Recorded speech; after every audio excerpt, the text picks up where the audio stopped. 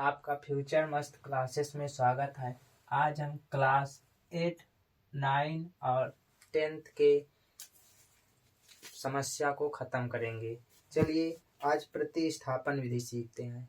आज बहुत दिन से आप लोगों का कमेंट आ रहा था कि सिखाइए, चलिए आज सिखा रहे हैं। ध्यानपूर्वक देखिएगा। प्रतिस्थापन विधि, प्रतिस्थापन विधि ये आपको क्लास 8, 9 और 10 सभी में मिलेगा। x प्लस वाई बराबर 14 ये पहला समीकरण है। दूसरा है x माइनस वाई बराबर 4 ये दूसरा समीकरण है। चलिए आज हम इसको जड़ से खत्म करते हैं। प्रतिस्थापन विधि की बहुत समस्याएं आ रही थी ना, इसमें कि पहले समीकरण लेते हैं। समीकरण 1 से समीकरण 1 लेते हैं x प्लस वाई बराबर 14। इसमें हमें x की वैल्यू निकालनी होती है। x बराबर ये y को हम जब बराबर को उस पार ले जाते हैं तो वो माइनस हो जाता है।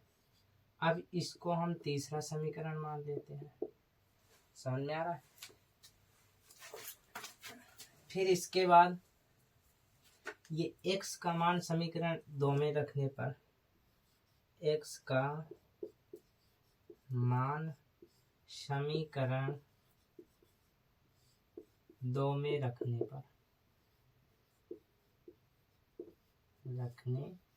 पर चलिए धर देते हैं। समीकरण 2 क्या है? x माइनस वाई बराबर 4। हमें x के जगह पे क्या धरना है?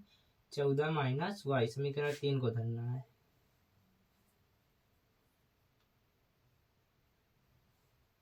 चौदह माइनस वाई, ये माइनस लगा है तो माइनस, फिर वाई है तो वाई बराबर 4 ये हुआ।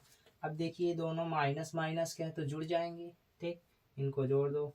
14 माइनस 2y बराबर 4। अब देखिए ये इसको हम उस पार ले जाएंगे तो माइनस का 2y बराबर हो जाएगा 4 माइनस का 14। ठीक, अब यहाँ पे इन दोनों को घटा देंगे। माइनस का चिन्ह लगा हुआ है, घटाओगे तो कितना आएगा? 10। किसमें का आएगा? माइनस का आएगा। देखिए इसको हम जब बराबर को उस पार ले जाएंगे तो y बराबर हो जाएगा माइनस का 10 बटे में माइनस का 2। बराबर के उस पार किसी भी वैल्यू ले जाते हैं, यदि गुणे में है तो बटे में आती है। ठीक, माइनस से माइनस कैंसिल हो जाए, 2 पंचे 10। y बराबर क्या होगा? 5। y का मान हमारा निकल आया। अब ये y का मान समीकरण 3 में रखते हैं। y का मान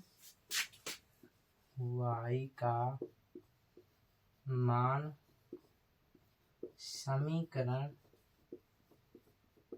3 में रखने पर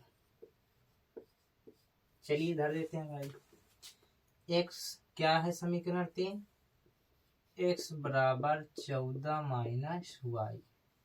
अब ये y का मान हमें इसमें रखना है, y के जगह पे रखना है तो ये हो जाएगा x बराबर 14 माइनस वाई के जगह पे क्या रखना है हमें? 5। चलिए रख देते हैं।